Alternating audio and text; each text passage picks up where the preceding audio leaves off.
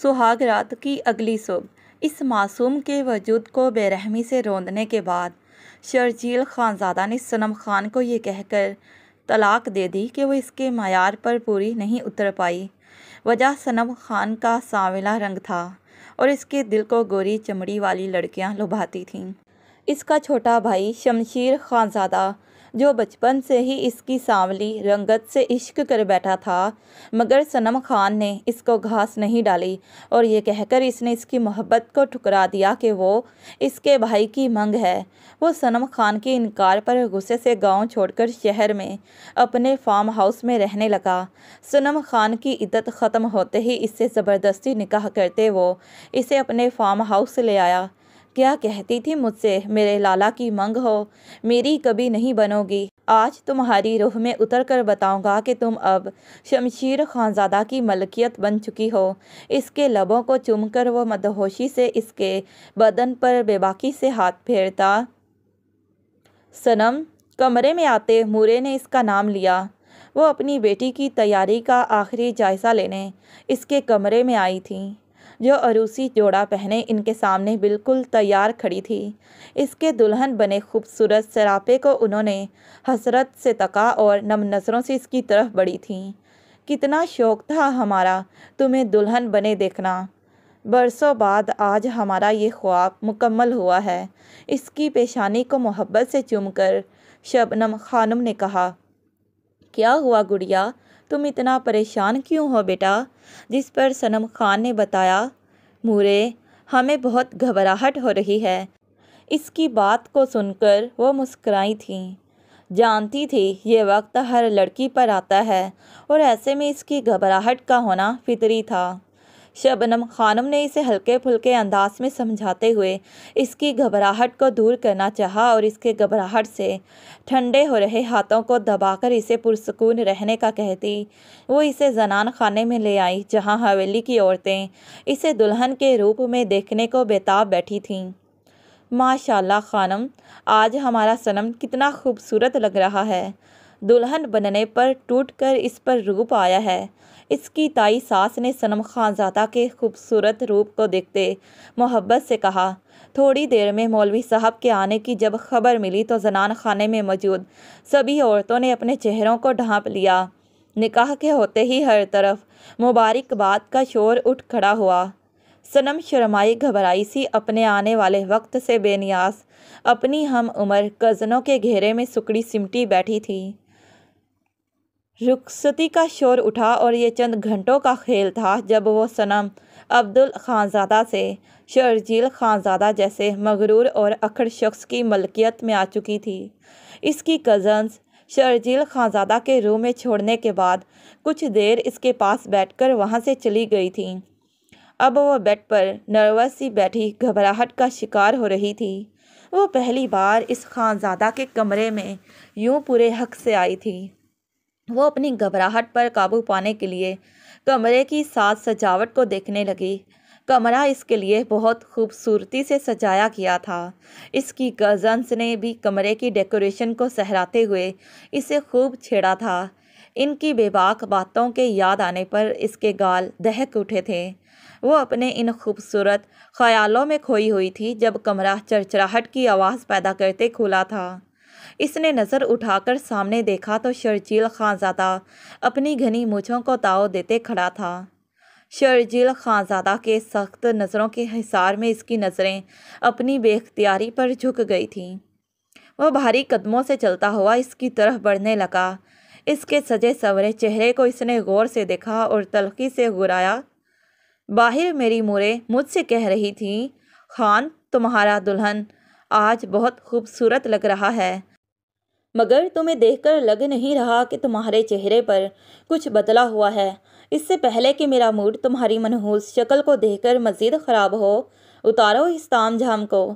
اس کی تھوڑی کو سختی سے جکڑ کر اس نے حقارت سے کہا اور ایک جھٹکے سے اس کی تھوڑی کو چھوڑ دیا جس پر وہ منہ کے بل بیڈ کی دوسری سائڈ پر گری تھی۔ اس کی بے رحمی پر اس کی بھری آنکھیں اشک بہانے لگی تھیں۔ ہماری خان برادری میں ایک سے بڑھ کر ایک خوبصورت لڑکیاں تھیں۔ پتہ نہیں میری مرے کو تم میں ایسا کیا نظر آیا جو انہوں نے تمہیں میری دلہن بنا دیا۔ وہ اس کے آہیں بھرتے وجود کو نفرت سے دیکھتے گرایا۔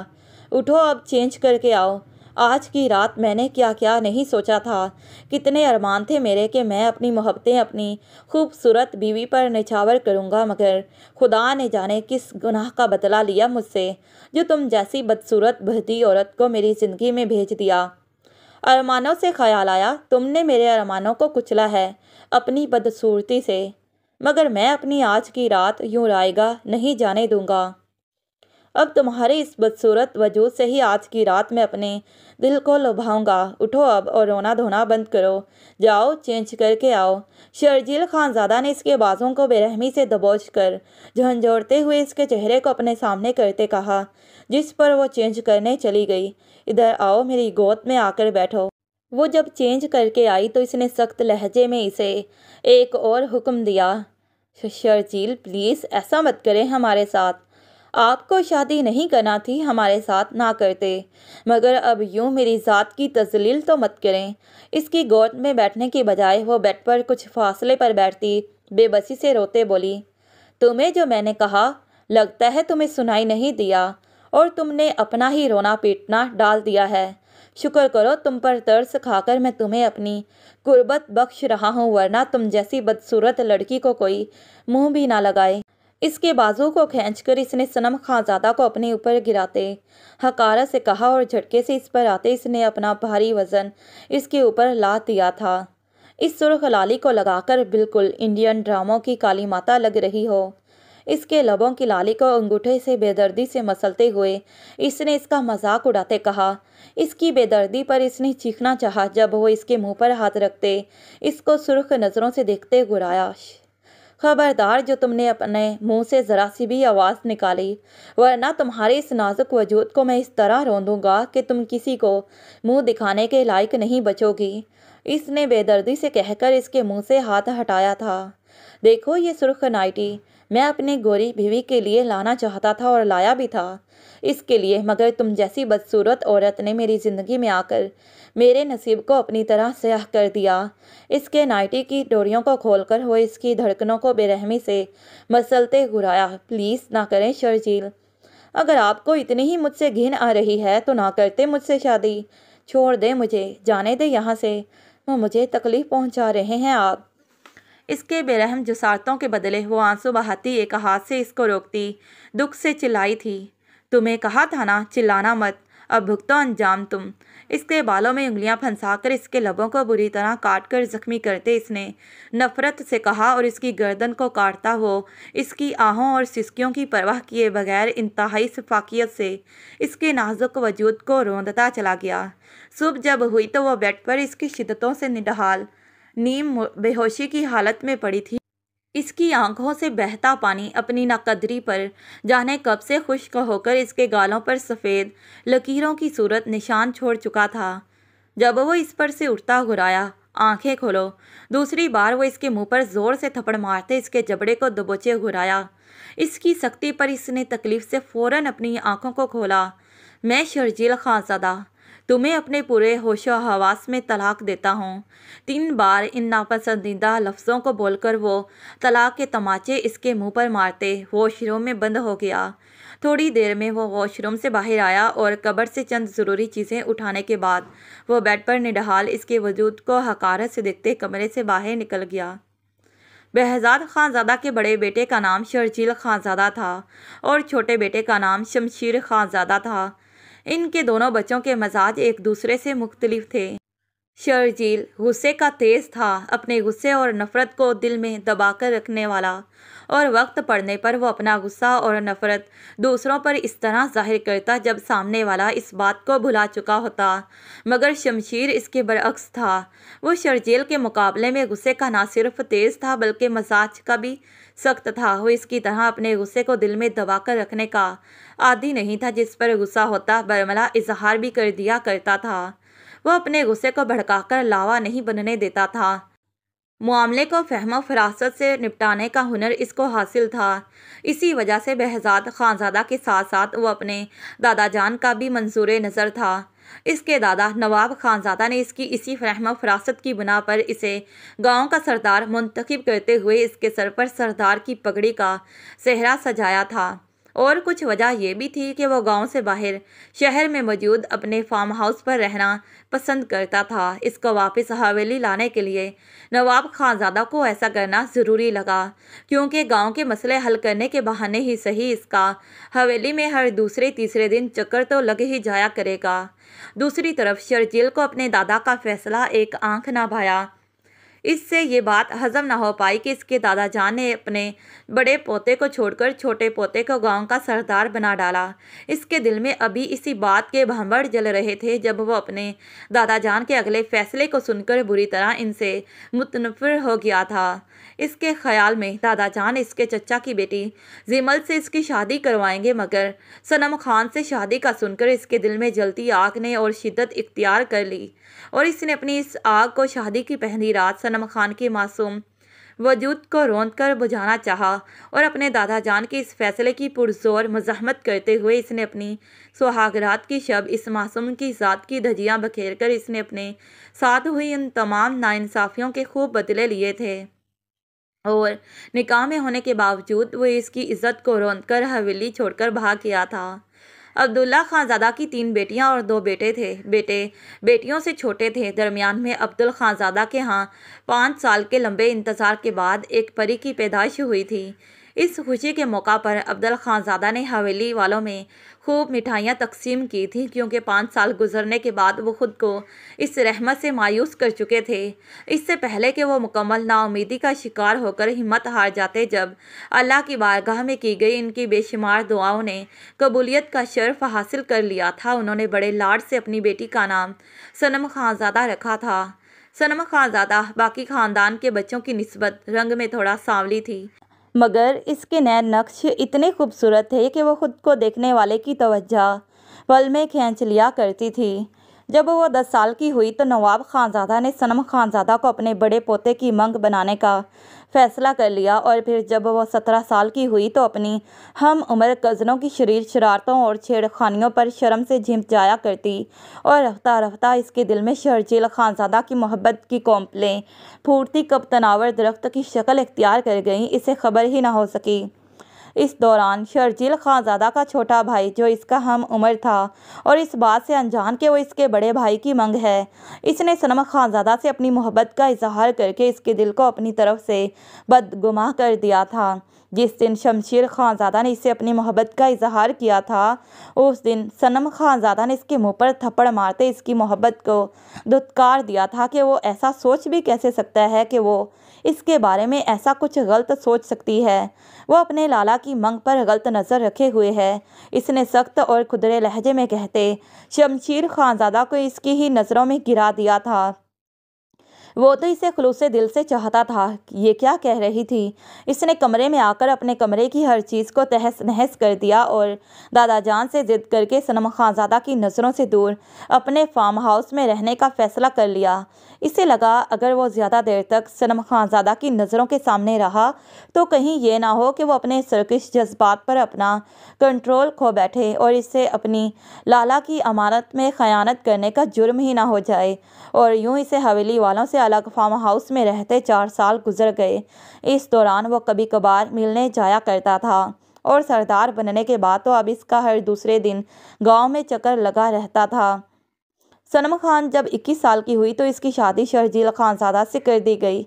इनकी शादी वाले दिन भी वो मर्दान खाने में अपने दादा जान के पास बैठा रहा। इस दौरान इसने अपनी मूरे से भी मिलना मुनासिब न समझा।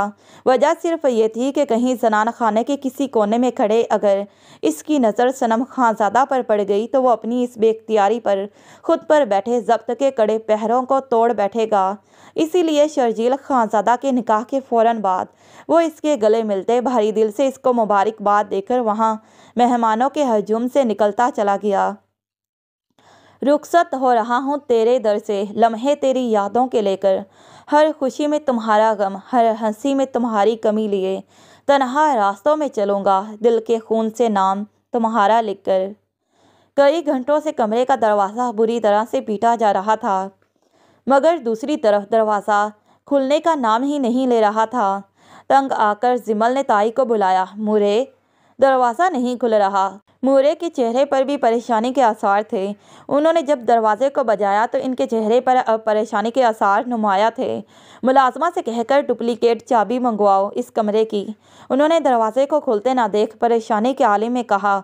इनकी तशवीश अब बढ़ चुकी थी। इन्हें किसी अनहोनी का गुमा हो रहा था। शर्जील, अगर जो हम सोच रहे हैं दुआ है कि इसके बरअक्स हो, वगरना जो तुमने किया उसका खमियाजा तुम्हें भुगतना पड़ेगा। और अब की बार इस मामले में तुम्हारी मूरे भी तुम्हारा साथ नहीं देंगी, बल्कि तुम्हारी सज़ा वो खुद मुंतखब करेंगी। वो ख्यालों में खोई हुई थी जब शबनम खानम के रोने पर इनकी तरफ लपकी थी। शबनम, क्यों रोती हो तुम देखना सब ठीक होगा। वैसे भी शादी की पहली सुबह नए शादीशुदा जोड़े को उठने में देर सवेर हो ही जाया करती है। इसने शबनम खानम के रोने पर इनकी ढाढ़स बंधाना चाहिए। पर भाभी, कितनी देर हो चुकी है, दिन के 2:30 बज रहे हैं और इससे आगे का बोलना इनसे मुहाल हो रहा था। इससे पहले कि अभी अमीना खानम कोई जवाब दे पाती जब जिमल के चाबी लाने पर उन्होंने शर्जील खानज़ादा के कमरे का दरवाज़ा खोला था। अंदर आकर जो भयानक मंजर इनकी आंखों ने देखा, इसको देखकर इनके पैरों तले से ज़मीन निकल गई थी। वो अंदर आई तो बेड पर इन्हें कोई वजूद कंफर्टर में छुपा नजर आया था। उन्होंने आगे बढ़कर जब इस पर से कंफर्टर हटाया तो उन्होंने सनम खानज़ादा को देखा जो बेहोशी की हालत में बेड पर आंखें मूंदे पड़ी थी। और इसके चेहरे की खराब हालत को देखते वो कमरे में खड़ी लड़कियों पर चीखते हुए धाड़ी, लड़कियों, तुम सब अपने अपने कमरों में जाओ। इनके चिल्लाने पर वो सब भागते हुए वहाँ से गायब हुई थीं, क्योंकि सभी अमीना खानम के गुस्से से डरती थी। अमीना खानम ने जल्दी से इस पर से हटाया कंफर्टर इसके ऊपर डाल दिया। सबको भेजने के बाद उन्होंने कंफर्टर को फिर से उठाया और सनम खानज़ादा के मुंह पर पानी के छींटे मारकर वो मुसलसल इसके चेहरे को थपथपाते हुए इसे होश में लाने की कोशिश कर रही थी। शबनम खानम इसके हाथों और पैरों को रगड़ रही थी। जो ही वह ज़रा होश में आई तो अपनी मूरे को देखते वो अपने हुलिये की परवाह किए बगैर उठकर इनके सीने में छुपती, दहाड़े मार मार कर रोती। इससे पहले कि वो खुद पर हुए इन जुल्मों की दास्तान सुनाती, वो बेहोश होकर इनके बाजुओं में झूल गई थी। इसकी हालत को देखते उन्होंने अपनी फैमिली डॉक्टर को कॉल की, जो अगले आधे घंटे में इनके पास मौजूद थी। डॉक्टर ने जो भयानक इंकशाफ किए, इनको सुनकर अमीना खानम का दिल किया ज़मीन फटे और वो इसमें समा जाएं। इनके बेटे की इस घटिया हरकत ने इन्हें सबके सामने मुंह दिखाने के काबिल नहीं छोड़ा था। वो एक जानी मानी लेडी डॉक्टर थी। इनके पास हज़ारों ऐसे केसेस आते थे जिनमें शादी की पहली रात निकाह के बावजूद लड़कियां जुल्म और ज़बरदस्ती का निशाना बन जाती थीं।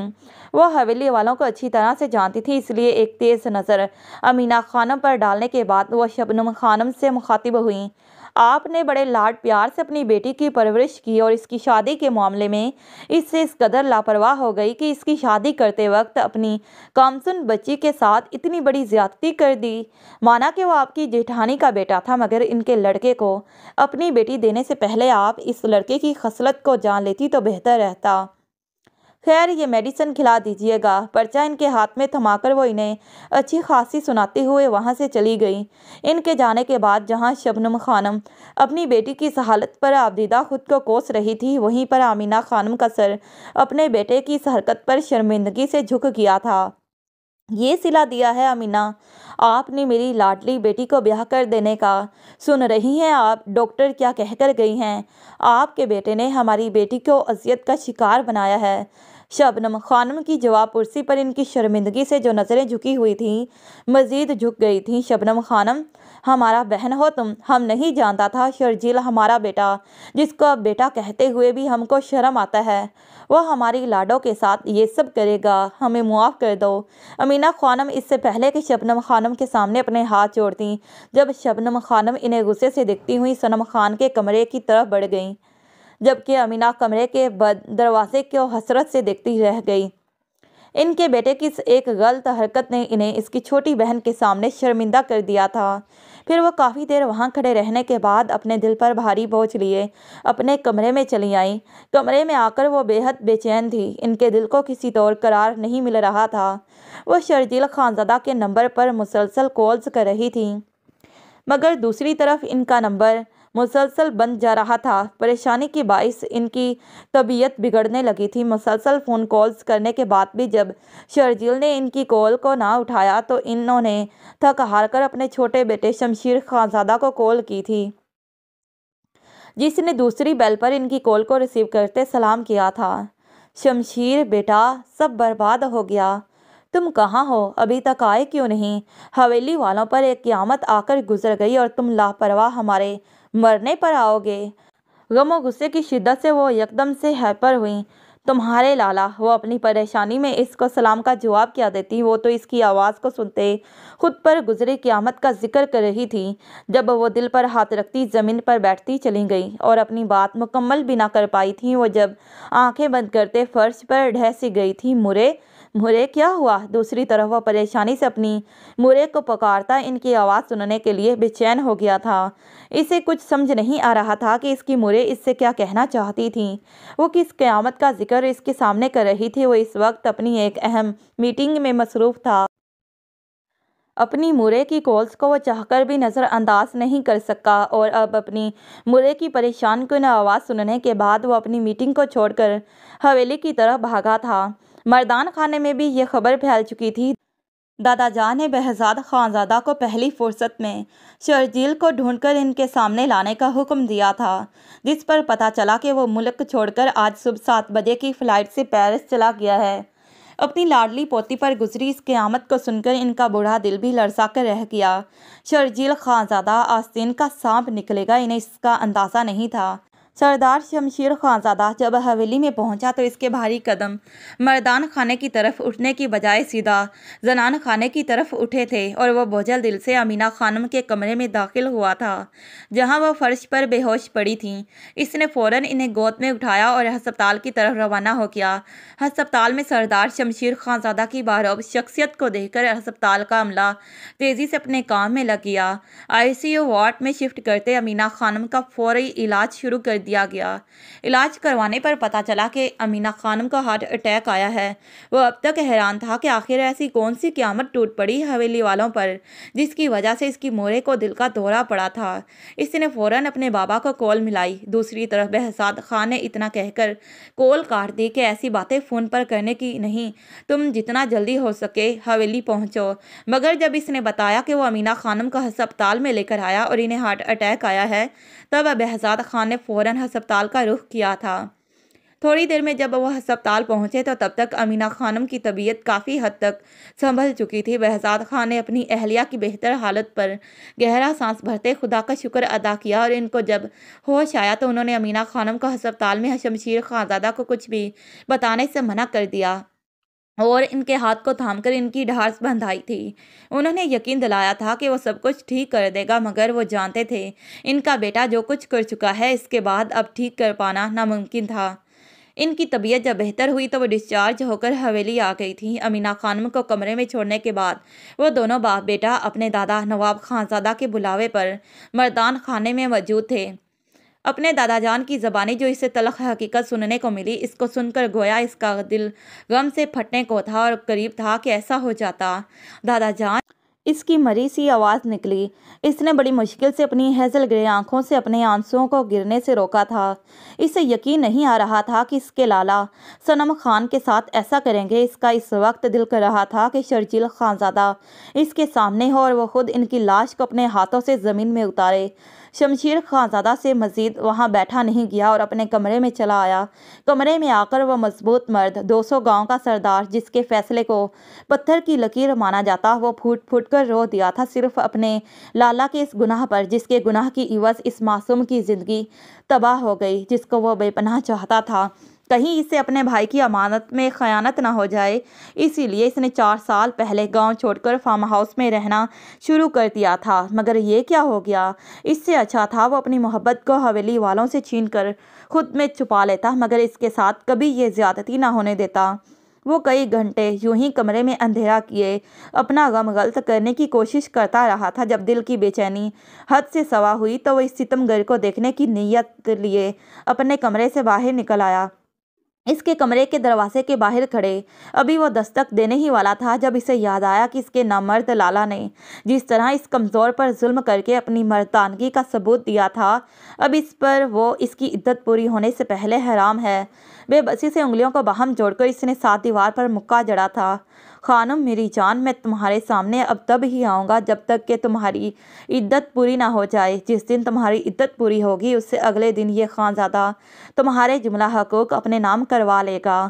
وہ لمحہ بھر کو رکا، پھر آنکھوں میں سرخ انگارے لیے دبی آواز میں گرایا اور رہا، میرے لالا کا معاملہ تمہارے ساتھ اس زیادتی پر وہ مجھ سے میرے بے رحم شکنجے سے اب زیادہ دیر تک بچ نہیں پائیں گے۔ کتنا بھاگنا ہے بھاگ لو شرجیل خانزادہ، اس نے خود سے عہد کرتے سرخ نظروں سے کہا اور سینے میں ایک ابلتا آگ کا لاوا لیے وہ حویلی کی حدوں سے باہر نکلتا چلا گیا۔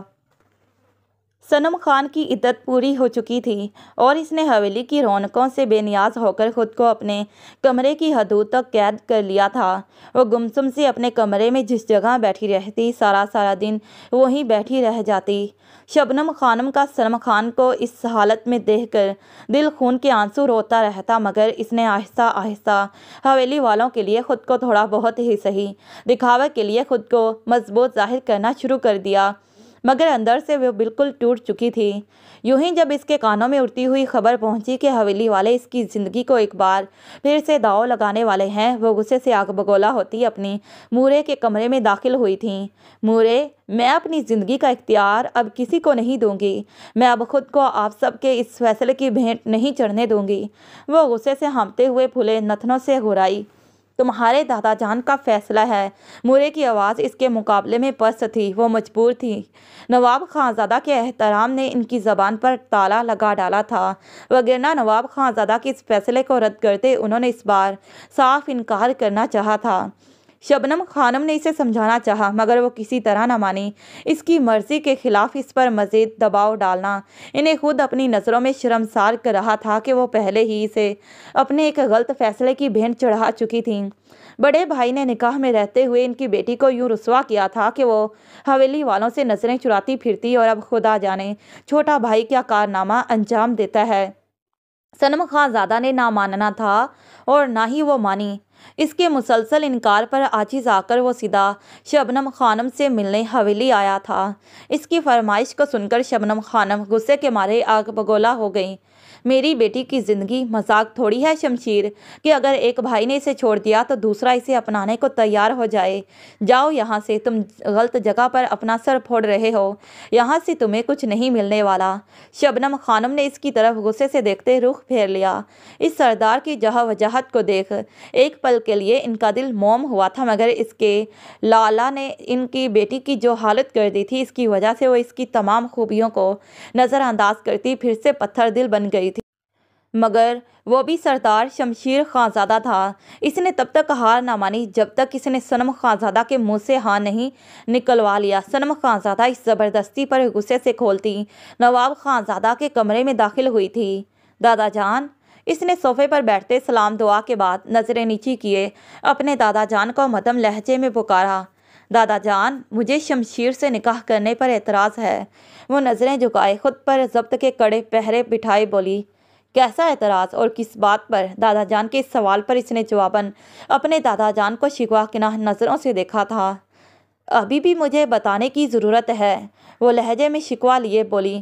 اس کی آنکھوں سے نمکین آب بہنے لگا تھا، جس کو وہ گالوں پر ہاتھ کی پشت سے صاف کرتی سر جھکائے خاموشی سے اپنے دادا جان کی باتوں کو سننے لگی تھی۔ دیکھو بیٹا، ہم مانتے ہیں ہم سے تمہاری زندگی کا فیصلہ کرنے میں غلطی ہوئی ہے۔ ہم نے اس شیطان کی فطرت کو جاننے کے باوجود بھی اس کا تمہارے ساتھ نکاح پڑھوا دیا۔ اس کے لیے ہم تمہارے گنہگار ہیں اور اپنی پوتی سے معافی مانگتے ہیں۔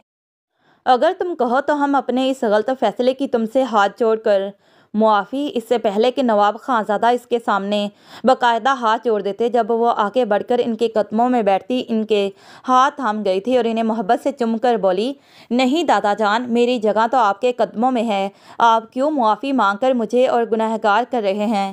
ہمیں آپ کا فیصلہ منظور ہے۔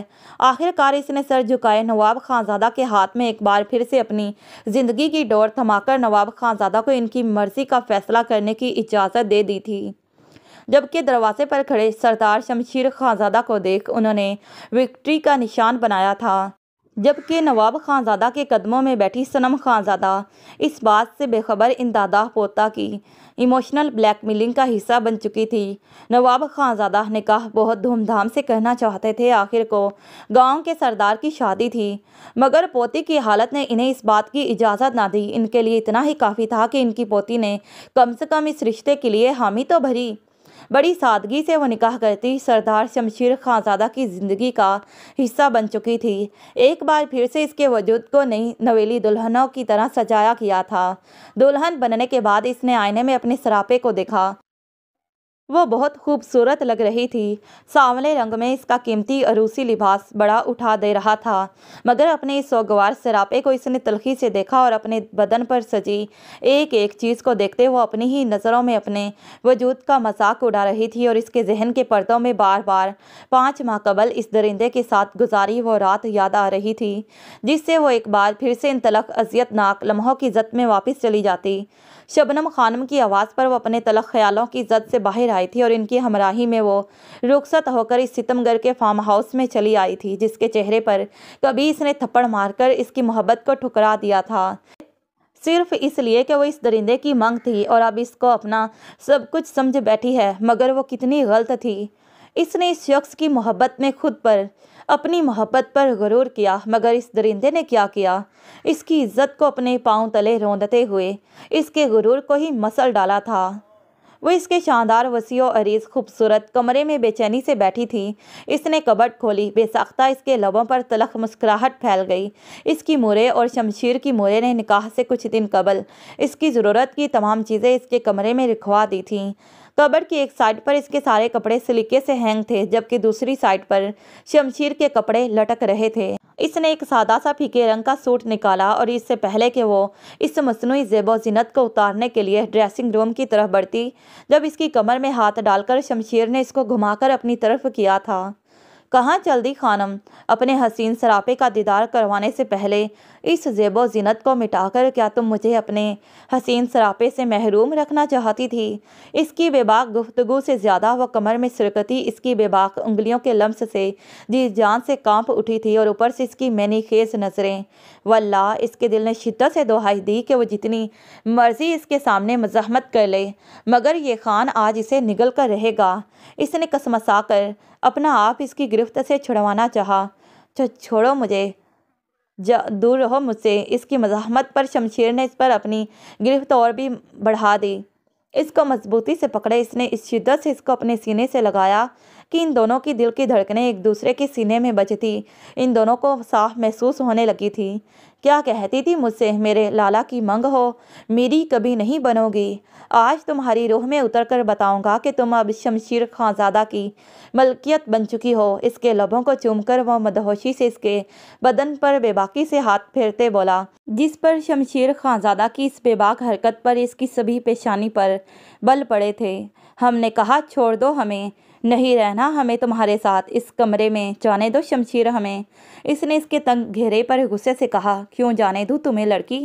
اس لیے بیاہ کر نہیں لایا تمہیں کہ تمہیں شادی کے بعد بھی اکیلا سونے کے لیے چھوڑ دیا جائے۔ اب سے ہماری راتیں ایک دوسرے کی باہوں میں پگھلتے ہوئے کٹیں گی۔ اس کی گال پر بے باکی سے شہادت کی انگلی پھیر کر اس نے شرارت سے آنکھ دبا کر کہا، اور اسے ایک دم سے اپنی گود میں اٹھا کر وہ اسے اٹھائے بیڈ کی طرف بڑھا تھا۔ اسے زبردستی بیڈ پر لٹاتے اس نے ریموٹ سے کمرے کی ساری لائٹس آف کرتے صرف سائیڈ لیمپ کی روشنی کو جلنے دیا۔ वो साइड लैंप की रोशनी में इसके चेहरे के एक एक नकुश को मोहब्बत से देख रहा था, और इससे पहले कि वो इन्हें छूकर अपने लम्स से मुअत्तर करता, जब वो इसके सीने पर अपना नाजुक हाथ रखकर इसे खुद से दूर धकेलते बोली, ख्वामखा मेरे साथ ज़बरदस्ती का रिश्ता कायम मत करो। मैं जानती हूँ ये निकाह तुम्हारी शह पर हुआ है। मुझसे हमदर्दी बटोरने के लिए तुमने मुझे अपने निकाह में लिया है, वरना मुझ जैसी बदसूरत से किसे मोहब्बत होना थी। इसने इसकी शर्ट को मुट्ठियों में जकड़कर तलखी से नम लहजे में कहा। वो चाहकर भी अपने लहजे में छुपी उस दरिंदे की कड़वाहट को ले आई थी। बाकी सब बातें तो ठीक है, मगर ये बताओ, तुमने मेरी पसंदीदा औरत को बदसूरत क्यों कहा? इसके चेहरे को दबोचकर वो इसके चेहरे पर अपनी गर्म सांसों को छोड़ते दहाड़ा था। शमशीर, छोड़ो, मुझे दर्द हो रहा है। मैं तुम्हें इससे भी ज़्यादा तकलीफ पहुंचाऊंगा अगर तुमने फिर से मेरी पसंदीदा औरत के बारे में कोई बकवास की तो। तुम नहीं जानती मैं अपनी पसंदीदा औरत को लेकर कितना जुनूनी हूँ। अभी मैंने तुम्हें अपने जुनून की पूरी एक झलक भी नहीं दिखलाई। अगर दिखला दी तो आइंदा मेरे सामने अपनी ज़बान खोलने की तुम्हारी जुर्रत नहीं होगी। इसके खुद को बदसूरत कहने पर वो तड़प उठा था। भला कहाँ इसे मंजूर था जिस औरत को वो बचपन से अपने दिल की सल्तनत की इकलौती मलिका बनाए हुए था, वो लड़की खुद को बदसूरत कह रही थी।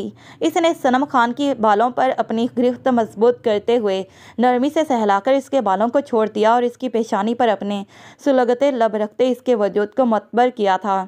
ये ज़बरदस्ती है, मैं कभी भी तुम्हें अपना आप नहीं सौंपूंगी। इसकी नाक के लौं को चूमकर इससे पहले कि वो नीचे की तरफ बढ़ता, जब इसके लबों ने फिर से गुस्ताखी की थी, डोंट वरी, सरदार शमशीर खानज़ादा को अपना जायज़ हक वसूल करना आता है। मैं इस तरह से तुम्हारी रूह में शामिल होऊंगा कि तुम्हें खबर ही ना हो। तुम्हें किसी हवा का गमा होगा, हवा का वो सुनहरी झोंका जो तुम्हारी रूह को नरमी से छूकर खामोशी से गुजर गया। इसके लबों पर नरमी से लब रखते हुए इसने इसकी नाजुक पंखड़ियों को चूमकर कहा। इसके होंठों की नाजुक पंखड़ियों की नरमाहटों का सरूर नशा बनकर इसकी रगों में दौड़ने लगा था। मेरे लम्स पर तुम्हारे होंठों की ये लाली मसनूई लाली से ज़्यादा जच रही है तुम्हारे खूबसूरत चेहरे पर। इसके भीगे लबों के किनारों पर अंगूठा फेरते इसने खुमार भरे लहजे में कहा। इसके लहजे में सनम खानज़ादा के लिए मोहब्बत और एहतराम ही एहतराम था, जिस पर सनम खानज़ादा की आंखें भर आई। शमशीर, इसने कमज़ोर आवाज़ में खुद पर झुके इस देवहकल को पुकारा। खामोश रहो तुम, मुझे बता लेने दो तुम कितनी खूबसूरत हो। अभी तक तो मैंने तुम्हारी तारीफ़ में 1% भी कुछ नहीं कहा और तुम मुझे खामोश करवाना चाहती हो। इसने आंखें सुकेड़ते संजीदगी से कहा। इसने कहा था, मेरे होंठों पर सजी लाली इसकी हिचकी बंधी। इस दरिंदे की इस तलख कलामी को याद करते और हिचकियों के दरमियान रोते हुए इसने इसे जब ये बात पूरी बताई तो शमशीर को अंदाज़ा हुआ कि वो दरिंदा इसके वजूद को रौंदने के साथ साथ इसकी जहनी सतह को किस हद तक मसख कर चुका है। इसका दिल किया शर्जील खानज़ादा इसके सामने हो और वो इसको शूट कर दे। इसने अपनी नफ़रत का जहर इसके वजूद में इस तरह अंडेला था कि वो इसके मोहब्बत भरे लम्स का मुआजना इस दरिंदे की सफाकियत के साथ कर रही थी। इसने नरमी से इसके बालों को सहलाया और इस पर से उठते हुए इसको खींचकर अपने सीने से लगा चुका था और इसके बालों में उंगलियों को चलाते हुए इससे नरमी से पूछ रहा था जो इस रात इस दरिंदे ने इसके साथ किया था। वो आज सब जान लेना चाहता था ताकि वो इसकी सुनकर इसकी हर वो तकलीफ को दूर कर दे जिसकी वजह से वो इसकी मोहब्बत को इस दरिंदे के साथ कंपेयर न करे और इसके मोहब्बत भरे एक्ट पर इसे इस दरिंदे की सफाकियत के बजाय इसकी यादाश्त में इसकी जुनूनियत भरी मोहब्बत याद रह जाए। इसके नर्म लहजे का असर था कि इसकी गर्म आगोश का सहारा वो इसकी बाहों में पिघलती इसे खुद पर बीती इस क़यामत का फिर से दोहरा कर सुनाने लगी। इसका मासूम वजूद हिचकियां भर रहा था और इसकी हिचकियों से शमशीर खानज़ादा का वजूद मुसलसल तड़प रहा था। इसे ऐसा लग रहा था जैसे इसके दिल को किसी ने गर्म सीखों पर रख दिया हो। इसने इसकी पीठ थपथपाकर इसको चुप करवाना चाहा। देखो शर्जील खानज़ादा ने जो तुम्हारे साथ किया, वादा करता हूँ वो दुनिया के जिस भी बल में छुपा होगा मैं इसे ढूंढ निकालूंगा और तुम्हारे मुजरिम को सज़ा मैं एक भाई की हैसियत से नहीं बल्कि सरदार शमशीर खानज़ादा बनकर दूंगा कि इसके बाद कोई भी मेरी औरत को तकलीफ़ पहुंचाने से पहले 10 बार सोचेगा। اس کے آنسوؤں کو پہنچتے اس نے اپنی ہیزل گرے آنکھوں میں قہر لیے کہا، یہ آخری بار تھا جو میں نے تمہیں اس درندے کے لیے تمہیں آنسو بہانے دیے۔ اب اگر بہائے تو میں برداشت نہیں کروں گا کہ میری عورت میری ملکیت میں رہ کر کسی اور مرد کے لیے اپنے آنسو بہائے۔ تمہارے آنسو صرف میرے لیے میری قربت کے لمحات میں بہنے چاہیے، اور وعدہ کرتا ہوں میں انہیں تب بھی بے مول نہیں ہونے دوں گا۔ انہیں میں تکیے میں جذب ہونے سے پہلے اپنے لبوں سے چن لوں گا۔ تمہاری ذات، تمہارے آنسو، تمہارا بولنا، حتیٰ کہ تمہاری ہنسی بھی صرف میرے لیے ہونی چاہیے۔ تم نہیں جانتی خدا نے بڑی لمبی ریاستوں کے بعد تمہیں میرے مقدر میں لکھا ہے۔ تمہاری ذات کی بے قدری میری ذات کے لیے ناقابل قبول ہے۔ اس کا سر تکیے پر نرمی سے رکھتے اس نے شدت پسندی سے کہا، میں تمہیں بتاؤں گا تمہاری ذات میرے لیے کیا ہے۔ تمہیں اس قدر پیار دوں گا کہ تم خود کے ہونے پر نازا ہوگی، اور اس دوران اگر تم پر اس درندے کا ڈر حاوی ہو تو میرا نام لے کر پکارنا مجھے۔ میں تمہارے ہر ڈر کو اس طرح سے اپنے لبوں میں قید کروں گا کہ اس کے بعد تمہارے ذہن میں صرف میرے لمس کا خیال باقی رہ جائے۔ کیونکہ تم میرا عشق ہو، مجھے تمہارے سانولے رنگ سے عشق ہے، اور ہمیشہ میں نے اسی رنگ سے عشق کیا ہے۔ اس نے شدت سے اس کے لبوں کو چوم کر کہا اور اس کی گردن کو چومنے لگا۔ اس کی کرتی میں ہاتھ الجھا کر وہ اس کی کرتی کی ڈوریوں کو کھول کر اس کے وجود سے کرتی کو آزاد کرتے اس کے مخملی بدن پر آوارگی سے ہاتھ پھیرتے اس کے ریشمی بدن کی نرماہٹوں کو بے باکی سے محسوس کرنے لگا تھا، اور اس کے بدن کے لمس کو عقیدت سے چوم کر وہ اسے ہر پردے سے آزاد کرتے اس کی روح میں اس انداز سے شامل ہوا تھا کہ صنم خانزادہ اس کی جنون بھری جسارتوں کے سامنے اپنا آپ ہار گئی تھی۔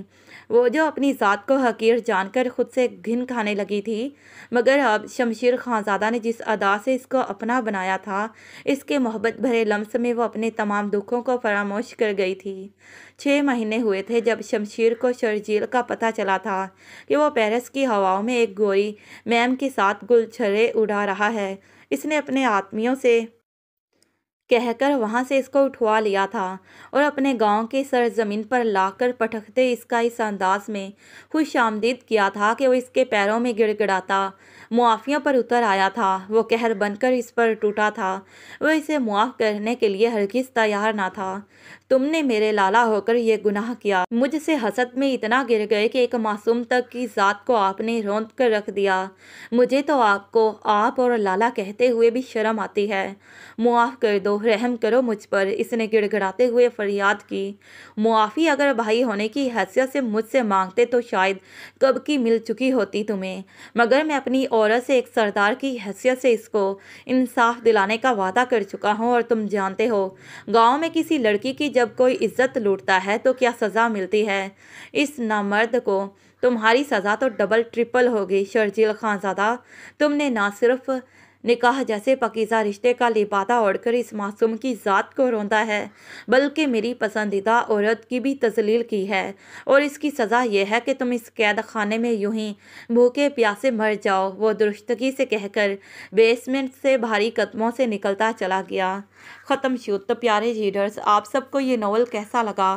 آخر میں اپنی رائے کا ضرور اظہار کیجیے گا، اور اگر چینل کو سبسکرائب نہیں کیا تو چینل کو سبسکرائب کر لیں، اور مزید نئے دلچسپ ناول پڑھنے کے لیے ہمارے چینل کے ساتھ جڑے رہیں۔ Thanks for watching this video.